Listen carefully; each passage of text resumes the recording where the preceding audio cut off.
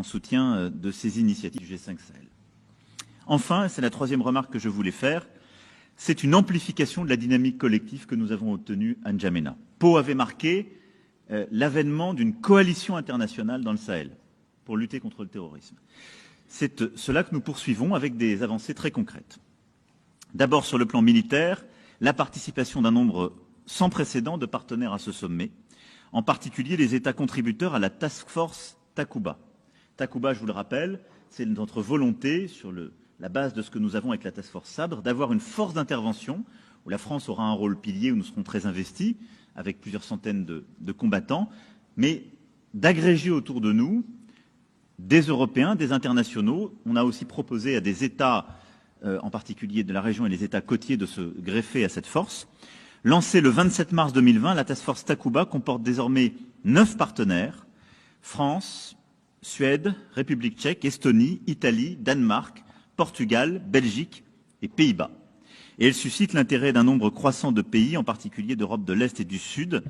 J'ai eu également, ici même il y a quelques semaines, la confirmation du président serbe de se joindre à celle-ci. Nous avons également plusieurs pays européens, la Hongrie ou la Grèce pour ne citer qu'eux, qui sont volontaires pour rejoindre cette task force. Ensuite, lors de ce sommet de N'Djamena, nous avons eu clairement un premier signal aussi de réengagement de la nouvelle administration américaine avec un message vidéo du secrétaire d'État Blinken. Nous avons également eu une confirmation d'un réengagement algérien et marocain, dont je me félicite car il est important pour la stabilité de la région.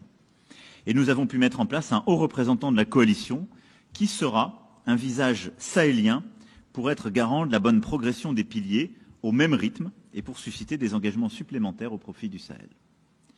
La priorité opérationnelle, pour conclure, donc, des mois à venir, c'est de nous donner tous les moyens d'accompagner cette dynamique et de produire des avancées irréversibles.